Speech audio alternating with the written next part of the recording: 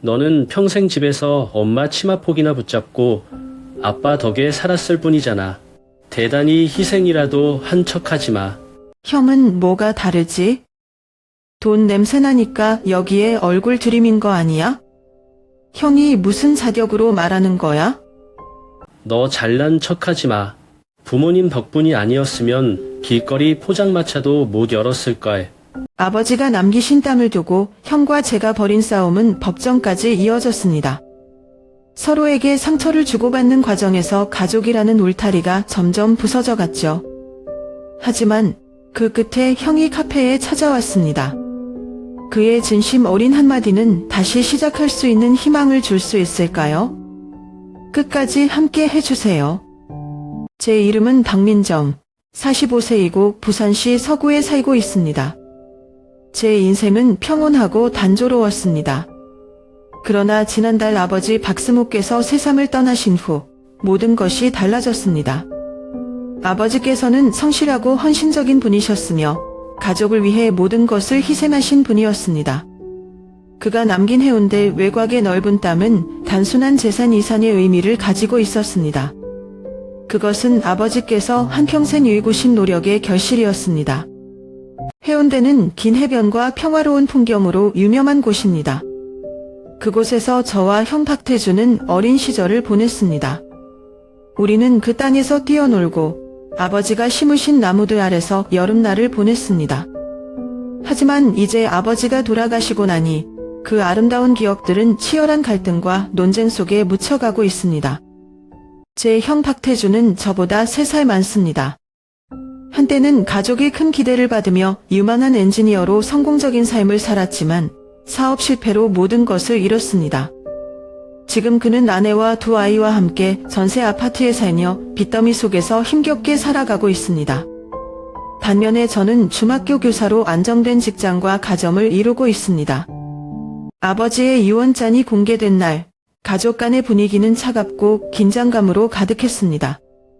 아버지께서는 유언장에서 땅을 우리 형제들에게 물려주며 이 땅의 미래를 의미 있게 결정하라는 말씀을 남기셨습니다. 저는 아버지께서 우리가 이 땅을 가족의 가치를 유지하기 위한 수단으로 사용하기를 원하셨다고 믿습니다. 하지만 형에게 이 땅은 빚에서 벗어날 유일한 탈출구일 뿐이었습니다. 그날 저녁, 형은 땅을 팔아 빚을 갚자고 단도직입적으로 제안했습니다. 형은 그것이 현실적이고 합리적이라고 주장했습니다. 그러나 저는 동의할 수 없었습니다. 이 땅은 단순한 부동산이 아니라 우리 가족의 과거와 추억이 담긴 장소였습니다. 저는 이 땅을 보존해 어린이들을 위한 학습센터를 짓고 싶었습니다. 그것은 아버지께서 생전에 꿈꾸셨던 일이기도 했습니다. 그 논쟁은 단순한 의견 차이에서 시작되었지만 곧 가족 간의 불신과 갈등으로 확대되었습니다. 가족 회의는 점점 격렬한 언쟁의 잠으로 변했고 형은 저를 비현실적인 몽상가라 비난했습니다.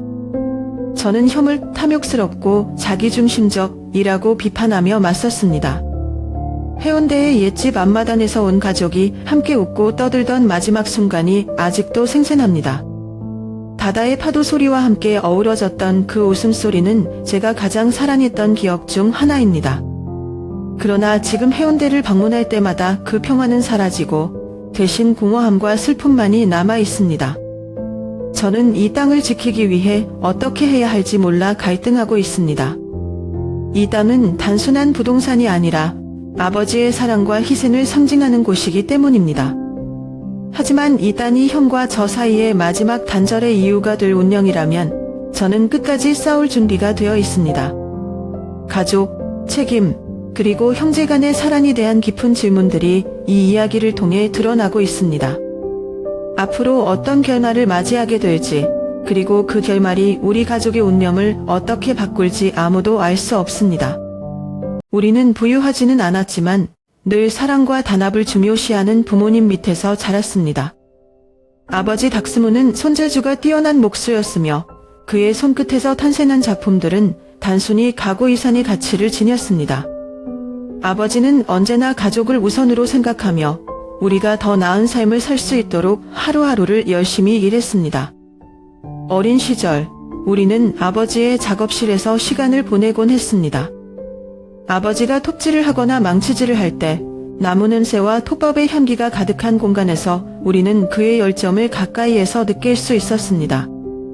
저와 형태준이는 가끔씩 아버지를 도와드렸습니다. 비록 서툰 손길로 나사를 조이거나 나무 조각을 옮기는 일이었지만 아버지는 언제나 칭찬과 격려를 아끼지 않으셨습니다. 하지만 아버지의 노력은 단순히 생계를 위한 것이 아니었습니다. 그는 우리 가족에게 더 나은 미래를 선물하기 위해 한 톤 한 톤 아껴가며 결국 해운대 외곽에 땅을 사는 데 성공했습니다. 그 땅은 가족의 희망이자 꿈을 상징하는 곳이었습니다. 아버지는 가끔 저와 형을 불러 이렇게 말씀하곤 했습니다. 이 땅은 내가 너희를 위해 마련한 것이야. 언젠가 너희가 잘 활용해서 가족이 더 행복하게 살 수 있으면 좋겠구나. 그 말은 우리에게 큰 책임감과 자부심을 심어주었지만 동시에 아버지가 돌아가신 후 어떤 일이 벌어질지 상상도 하지 못하게 만들었습니다.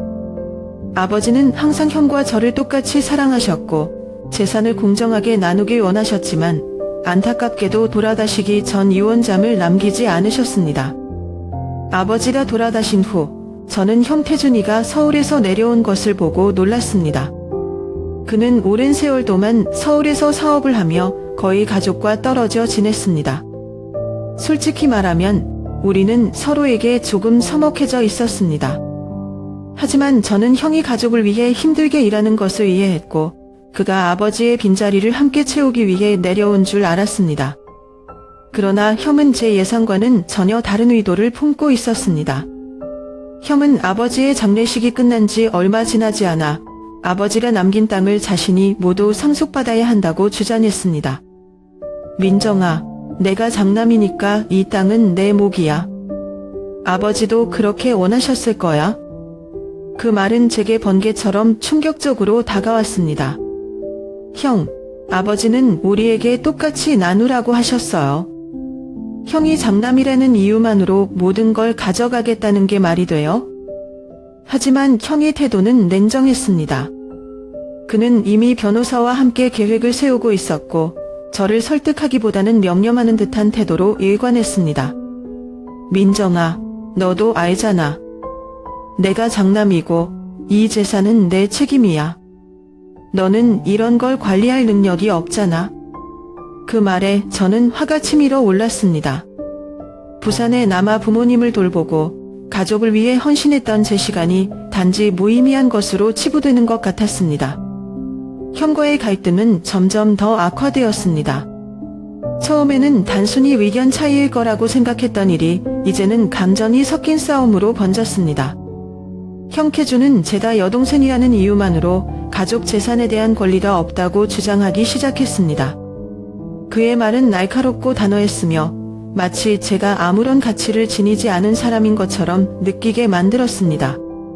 그는 어느 날 변호사를 데리고 집에 찾아왔습니다. 변호사는 차분한 표정으로 형의 입장을 대변했지만 그 말은 마치 법적 선언처럼 차가웠습니다. 박태준 씨는 이 땅의 소유권을 주장할 합당한 이유가 있습니다. 장남으로서 재산을 책임지고 관리할 의무가 있기 때문입니다. 박민정 씨, 귀하는 이 과정에서 권리를 포기해 주셔야 합니다. 그 말을 듣자마자 저는 참을 수 없는 분노가 치밀어 올랐습니다. 형, 정말 그렇게 생각해? 내가 수십 년 동안 부모님을 돌본 건 아무런 가치도 없다는 거야? 이 집에서 가족을 지키기 위해 희생한 내 인생은 전혀 중요하지 않다는 거냐고. 하지만 형은 냉소적인 미소를 지으며 대답했습니다. 희생. 내가 여기 있었던 건 단지 다른 선택지가 없었기 때문이지. 내가 자립할 능력이 없으니까 부모님 곁에 남아있던 거잖아. 이 땅에 대한 권리는 내가 주장할 수 있는 게 아니야. 그의 말은 저를 좌절시키기에 충분했습니다. 형과의 유년 시절, 함께 웃고 울던 추억이 이 순간 모두 사라져 버린 것 같았습니다. 형의 차가운 태도는 마치 제가 가족이 아닌 일반인처럼 느끼게 했습니다. 그 후 며칠간 저는 형과의 대화를 피했습니다. 하지만 마음속에서는 끊임없이 갈등이 일었습니다. 밤이 되면 아버지의 말씀이 떠올랐습니다. 이 땅은 너희 둘 모두를 위한 거야. 서로 돕고 나누는 가족이 되길 바란다. 그 말씀이 저를 위로해 주었지만 동시에 더 큰 책임감을 느끼게 했습니다. 어느 날 저는 어린 시절 형과 함께 보냈던 추억을 떠올리며 눈물을 참을 수 없었습니다. 형은 늘 제게 의지가 되는 존재였고 어려운 상황에서 저를 보호해 주던 사람이었습니다. 그러나 지금 그는 저를 대신한 것처럼 보였습니다. 그날 밤 어머니와 대화를 나누던 중 저는 자신의 생각을 더 확고히 하기로 했습니다. 엄마, 제가 정말 잘못 생각하고 있는 걸까요? 형이 맞는 걸까요? 어머니는 한숨을 쉬며 제 손을 잡았습니다. 민정아, 너는 아버지가 너희를 얼마나 사랑했는지 알잖니? 아버지는 항상 너희가 공평하게 재산을 나누고 서로 의지하며 살아가길 원하셨어. 태준이도 결국엔 그걸 깨닫게 될 거야. 하지만 현실은 그리 단순하지 않았습니다. 형은 이미 변호사를 통해 법적 절차를 진행할 준비를 하고 있었고 저는 이 싸움을 피할 수 없다는 걸 알게 되었습니다. 며칠 후 형은 다시 변호사와 함께 집을 찾아왔습니다. 그는 문 앞에서 기다리던 저를 보자마자 차가운 목소리로 말했습니다. 민정아, 더 이상 이 문제를 끌 필요가 없잖아. 내가 합리적으로 생각하고 결정을 내렸으면 좋겠어. 저는 그에게 한 걸음 다가가 말했습니다. 형, 이건 단순히 땅의 문제가 아니야. 이건 우리 가족의 문제고 내가 이 가족을 위해 했던 모든 걸 무시할 수는 없어. 형이 진심으로 이 가족을 생각한다면 아버지의 뜻을 존중해야 해. 형의 눈빛은 여전히 차가웠지만 그의 얼굴에는 잠깐 동안 망설임이 보였습니다. 그러나 그는 끝내 고개를 젓고 말했습니다. 아버지의 뜻? 아버지가 나를 장남으로 키운 이유는 책임을 질 수 있는 사람이기 때문이야. 난 내 역할을 할 뿐이야. 그 대답에 저는 더 이상 말을 잇지 못했습니다. 형과의 대화는 언제나 벽에 부딪히는 것 같았습니다. 그러나 저는 포기하지 않을 것입니다. 이 땅은 단순한 재산이 아닌 우리 가족의 역사를 담고 있는 곳이기 때문입니다. 이 싸움은 이제 막 시작되었고 저는 아버지의 뜻을 지키기 위해 끝까지 싸울 준비가 되어 있었습니다. 아버지가 돌아가신 지 한 주가 지난 어느 날 저는 우연히 아버지의 서재에 들어가 옛날 물건들을 정리하던 중 오래된 서랍장에서 한 통의 편지를 발견했습니다. 그 편지는 아버지가 쓰신 것이었고 이미 빛바랜 종이는 시간을 견뎌낸 흔적을 고스란히 담고 있었습니다. 떨리는 손으로 편지를 열어 읽기 시작했습니다. 민정아, 내 딸, 너는 항상 가족을 위해 헌신해 왔구나. 나는 내가 가진 꿈을 응원하지만 그 꿈을 위해 희생하는 모습을 보며 마음이 아팠단다. 너의 커피숍을 열고 싶은 마음, 내다 모르는 척하지 않았어. 이 땅의 일부를 너에게 넘겨 내 꿈을 이루길 바란다. 내가 행복해질 수 있다면 내게 그것만큼 큰 기쁨은 없을 거야. 그 짧은 몇 줄의 편지는 저에게 아버지의 마음을 전하는 다리와도 같았습니다.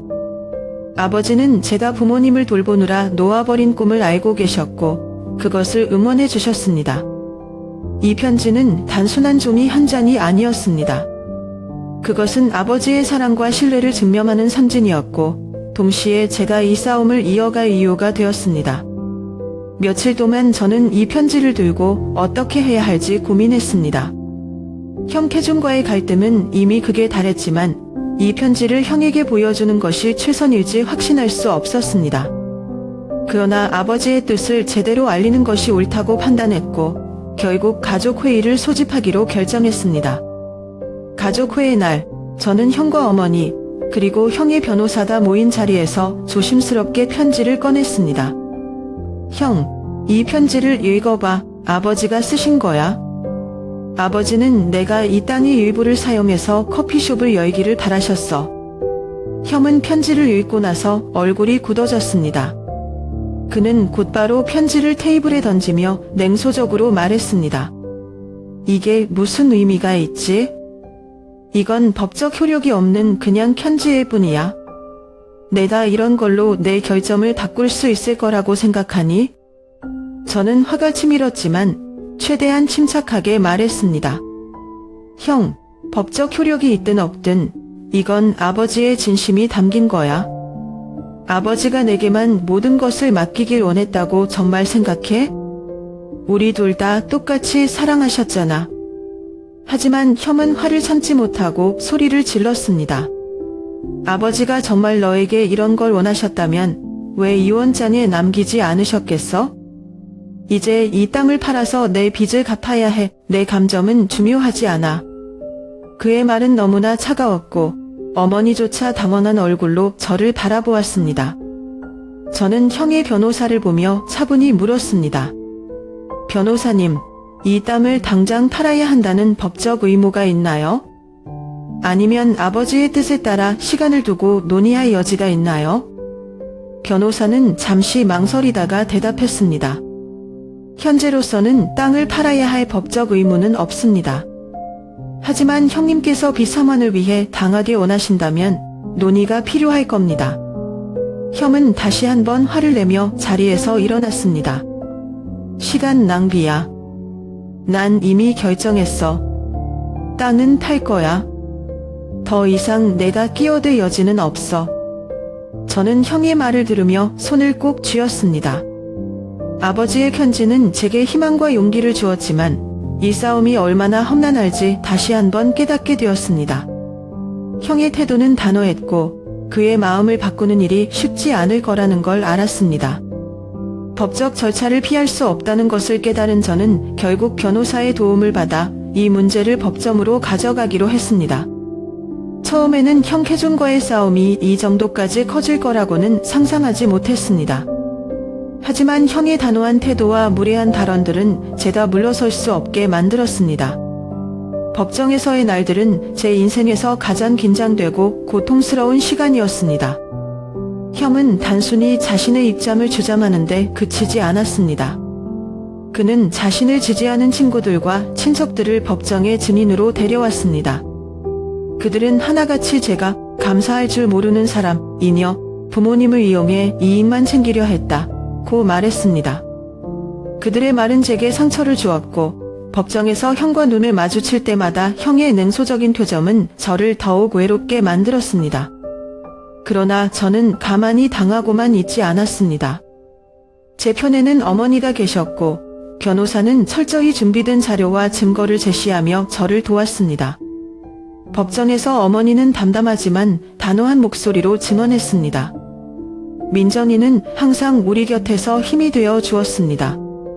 남편이 아플 때도 내가 힘들 때도 민정이가 없었더라면 우리 가족은 지금처럼 버텨내지 못했을 것입니다. 태준이는 오랫동안 서울에서 자신의 삶을 살아왔지만 민정이는 늘 우리와 함께 있었습니다. 어머니의 말은 제게 큰 위로와 힘이 되었습니다. 그녀의 진심 어린 증언은 재판부에게도 깊은 인상을 주었습니다. 변호사는 또한 제가 발견한 아버지의 편지를 증거로 제출하며 아버지가 남기신 뜻을 강조했습니다. 그러나 형의 변호사도 강하게 반박했습니다. 이 편지는 법적 효력이 없는 개인적인 문서에 불과합니다. 태준 씨는 가족의 장남으로서 땅을 관리하고 책임질 의무가 있습니다. 민정 씨가 주장하는 것은 단순히 감정적인 호소일 뿐입니다. 이 말에 저는 반박의 기회를 놓치지 않았습니다. 이 문제는 단순히 법적 효력의 문제가 아닙니다. 아버지가 우리에게 남기신 것은 땅만이 아니라 가족의 가치를 나누라는 뜻이었습니다. 형이 장남으로서의 책임을 말한다면 그 책임은 나머지 가족을 배려하는 데서 시작되어야 합니다. 재판은 몇 주에 걸쳐 진행되었고 매 순간이 마치 끝없는 전투처럼 느껴졌습니다. 저는 변호사와 함께 매일 새로운 전략을 세웠고 어머니와 많은 대화를 나누며 마음을 다잡았습니다. 결국 재판부는 형과 제 양측의 주장을 신중히 검토한 끝에 판결을 내렸습니다. 박태준 씨와 박민정 씨, 두 사람 모두 이 땅에 대해 정당한 권리를 주장할 근거가 있습니다. 따라서 이 땅은 공평하게 나누어져야 합니다. 각자 반씩 소유하는 것을 원칙으로 합니다. 재판부의 판결이 내려지는 순간 저는 복잡한 감정에 휩싸였습니다. 한편으로는 안도감이 들었지만 또 다른 한편으로는 형과의 관계가 완전히 회복 불가능한 상태로 가는 것이 아닐까 걱정이 되었습니다. 형은 판결이 내려지자마자 화난 얼굴로 자리에서 일어나더니 저를 한번 쏘아보고는 법정을 떠났습니다. 그날 밤 저는 어머니와 함께 조용히 앉아 있었습니다. 그녀는 제 손을 꼭 잡으며 말씀하셨습니다. 민정아, 고생 많았다. 내가 포기하지 않고 끝까지 이겨내줘서 정말 고맙다. 아버지도 하늘에서 너를 자랑스러워하고 계실 거야. 재판에서 승소했지만 제 마음은 전혀 기쁘지 않았습니다. 가족이라는 울타리가 갈라져 버린 기분이었고 형캐준과의 관계는 회복할 수 없을 정도로 차가워졌습니다. 재판이 끝난 후 형은 아무 말도 없이 떠났습니다. 그의 뒷모습을 바라보며 저는 한동안 빈자리를 느꼈습니다. 승리했음에도 불구하고 제 안에는 허전함과 상실감만이 가득했습니다. 하지만 저는 좌절하지 않기로 했습니다. 아버지가 남겨주신 땅 위에서 그분의 뜻을 실현하기로 마음먹었습니다. 어린 시절부터 마음속에 간직해온 꿈, 바로 작은 카페를 여는 것이었습니다. 저는 아버지의 편지에 적힌 뜻을 기억하며 카페의 이름을 별표 별표, 아버지의 추억, 기억, 별표 별표이라고 짓기로 했습니다. 이 이름은 단순히 아버지를 추억하는 것만이 아니라 이 땅의 역사와 가족의 가치를 잊지 않겠다는 제 다짐이기도 했습니다. 카페를 준비하는 과정은 쉽지 않았습니다. 땀을 정리하고 카페 디자인을 구상하며 필요한 물품을 구하는 일까지 모든 과정이 새로운 도전이었습니다. 하지만 아버지의 정신이 항상 제 곁에 있는 것처럼 느껴졌습니다. 작은 원목 케이블을 하나하나 고르고 격에 걸 작품을 선정하며 저는 아버지와 함께 일했던 과거를 떠올렸습니다. 카페를 여는 날 이웃들이 하나둘 찾아왔습니다. 민정씨, 카페가 정말 따뜻한 느낌이에요. 아버지께서 보시면 정말 기뻐하셨을 거예요. 이웃들의 따뜻한 말은 제 마음의 위로가 되었고 그들이 카페를 편안히 즐기는 모습을 보며 저는 비로소 미소를 지을 수 있었습니다. 카페는 곧 동네 사람들의 사랑을 받는 공간이 되었습니다. 아침마다 이웃들이 커피를 마시며 서로의 안부를 묻는 풍경, 아이들이 오후에 빵과 음료를 즐기며 웃는 소리, 그리고 저녁이면 조용히 책을 읽는 손님들의 모습까지. 이곳은 단순히 커피를 파는 공간이 아니라 사람들을 연결하는 장소가 되었습니다. 특히 카페 한쪽 벽에는 아버지의 사진과 함께 편지가 전시되어 있었습니다. 많은 손님들이 그 편지를 읽고 감동을 받았다고 말했습니다. 이 편지에서 느껴지는 아버지의 사랑이 정말 따뜻하네요. 민정 씨가 왜 이 카페를 여셨는지 이제 알겠어요. 그들의 말에 저는 아버지가 정말 자랑스러워할 것 같았습니다. 카페를 운영하며 저는 조금씩 삶의 균형을 되찾았습니다. 하지만 형캐준의 빈자리는 여전히 느껴졌습니다. 그와의 갈등은 끝났지만 우리 사이에 생긴 벽은 쉽게 허물어지지 않을 것 같았습니다. 어머니는 가끔 형의 소식을 전해주셨지만 그는 여전히 저와 연락하지 않았습니다.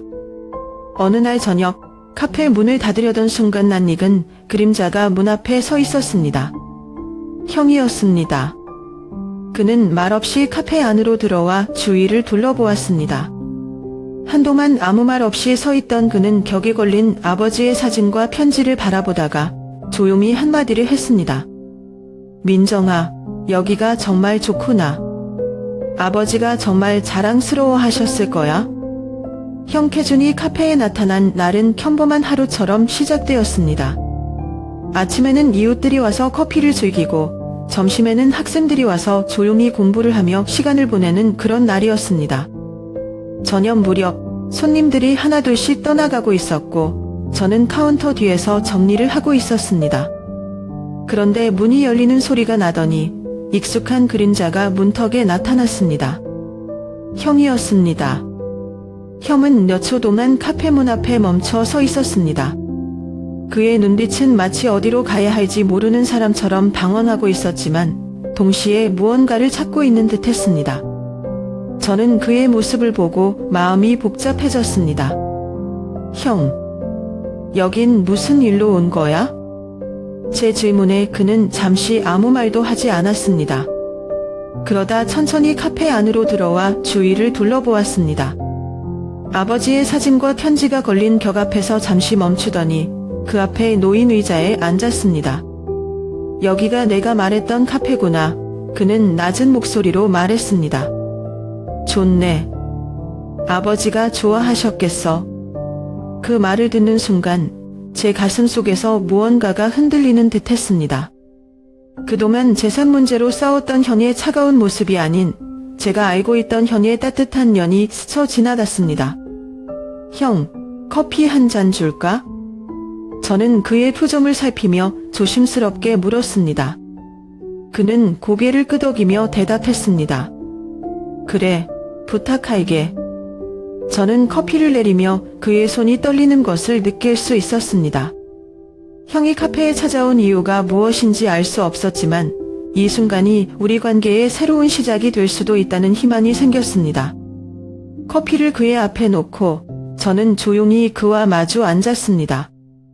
형, 여기까지 와줘서 고마워. 솔직히 말하면 형이랑 이렇게 다시 이야기할 기회가 있을 거라고 생각 못했어. 형은 커피를 한 모금 마시고 고개를 끄덕였습니다. 나도 그래. 그런데 요즘 들어서 계속 생각이 나더라. 우리가 이렇게까지 멀어질 필요가 있었을까?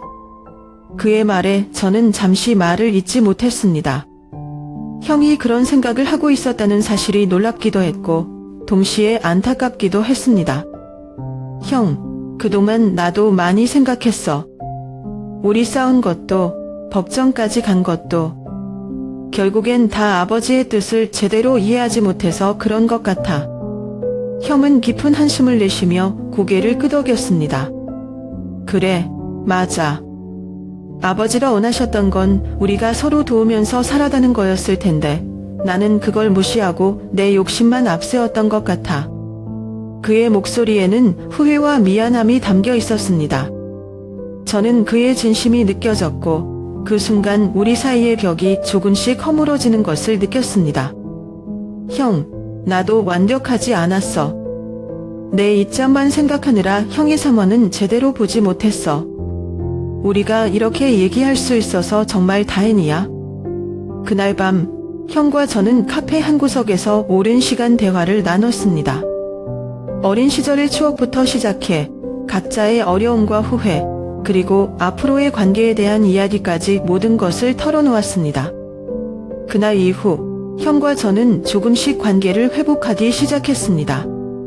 완벽하게 과거로 돌아갈 수는 없겠지만 서로를 이해하고 다시 연결되려는 노력은 우리에게 새로운 희망을 주었습니다. 가족이라는 이름 아래 우리는 서로를 용서하고 아버지의 뜻을 이어나갈 방법을 찾고 있었습니다. 이 이야기는 단순히 재산 분쟁을 넘어서 가족 간의 갈등과 화해, 그리고 서로의 상처를 치유하는 여정에 대한 이야기입니다. 과연 우리는 이 상처를 완전히 극복하고 새로운 가족의 모습을 만들어낼 수 있을까요?